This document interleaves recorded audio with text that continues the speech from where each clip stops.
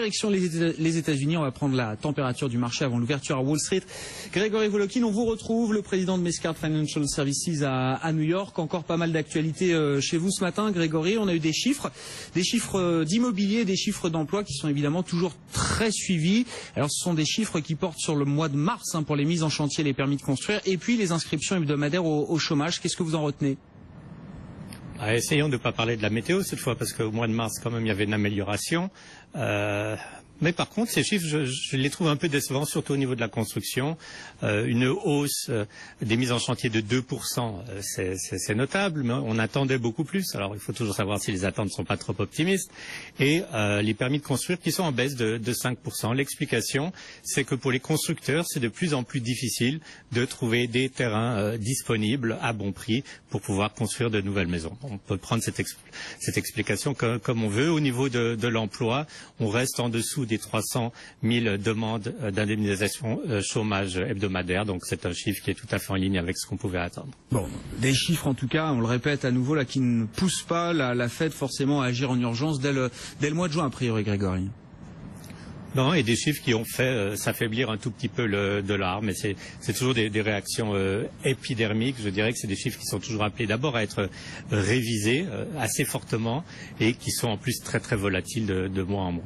Bon, les résultats qui continuent, notamment dans le secteur bancaire. On aura eu sur l'ensemble de la semaine là à peu près les publications de toutes les grandes banques américaines. Aujourd'hui, c'était au tour de Citigroup et Goldman Sachs. Bon, ça a l'air de plutôt bien se passer là pour ces deux banques. Essayons de faire un bilan en une minute, puisqu'on a eu toutes ces grandes banques. Deux vainqueurs, JP Morgan au début de la semaine et Goldman Sachs aujourd'hui, avec les meilleurs revenus depuis 2008, une croissance de 40% des profits dans tous les secteurs d'activité. Donc là, Goldman est vraiment en train de montrer qu'ils ont une très belle position, enfin en tout cas une position dominante.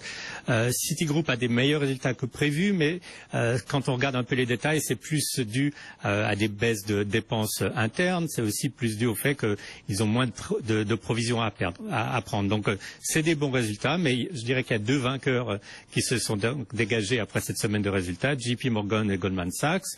Une banque où les choses vont mieux, Citigroup, Wells Fargo qui déçoit un tout petit peu car l'activité des prêts immobiliers souffre des taux d'intérêt qui sont particulièrement bas, et Bank of America qui est là vraiment à la traîne avec une déception sur toute la ligne. Et au-delà de leurs activités, de leur business réel, enfin je veux dire, est-ce qu'on a un message, un discours là sur toutes ces affaires judiciaires, tous ces litiges? Est-ce que ces grandes banques américaines là estiment que le pire est passé là?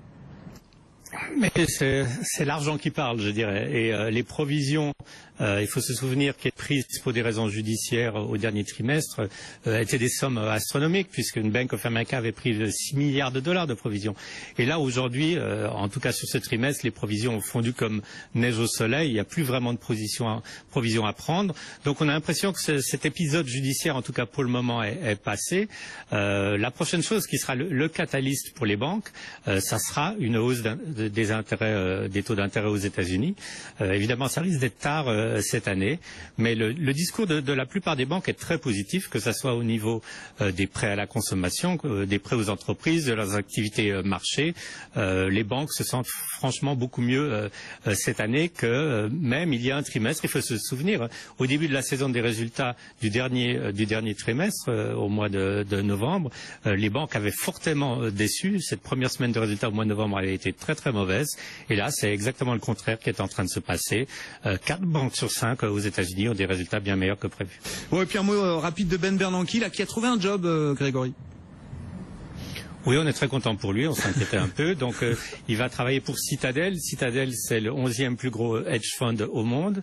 L'avantage de Citadel, c'est qu'il n'est pas réglementé par la Fed, donc pas de conflit d'intérêt pour Bernanke. Ça aurait été plus difficile pour lui d'aller travailler chez un Goldman Sachs, par exemple. Donc, il va finalement, je pense, bien gagner sa vie. Il faut savoir que le salaire ou le revenu du chef de la Fed, même s'il n'est pas forcément minable, à 340 000 dollars par année, n'a rien à voir avec les rétributions dans les secteurs des hedge funds. Donc je pense que Bernanke passera très rapidement au-dessus du million annuel. Merci beaucoup Grégory, bonne séance à vous du côté de New York. L'ouverture ce sera à suivre en direct sur BFM Business dans Intégral Bourse dans une vingtaine de minutes. Quelques mots encore pour finir ce journal. Du secteur bancaire aux États-Unis à présent, on commence à avoir une idée, une bonne vision des publications trimestrielles. Aujourd'hui, on a eu Citigroup et Goldman Sachs, résultats plutôt contrastés, même si l'ambiance est à l'amélioration. On écoute l'analyse à New York du président de Mescart Financial Services, Grégory Volokin. Il va travailler pour Citadel. Citadel, c'est le 11e plus gros hedge fund au monde. L'avantage de Citadel, c'est qu'il n'est pas réglementé par la Fed, donc pas de conflit d'intérêt pour Bernanke. Ça aurait été plus difficile pour lui d'aller travailler chez un Goldman Sachs, par exemple. Donc, il va finalement, je pense, bien gagner sa vie. Il faut savoir que le salaire ou le revenu du chef de la Fed, même s'il n'est pas forcément minable, à 340 000 $ par année, n'a rien à voir avec les rétributions dans les secteurs des hedge funds. Donc, je pense que Bernanke passera très rapidement au-dessus du million annuel. Et Grégory Volokin qui s'exprimait à propos donc de Ben Bernanke qui a trouvé un job. L'ancien président de la Fed va conseiller un fonds américain à risque.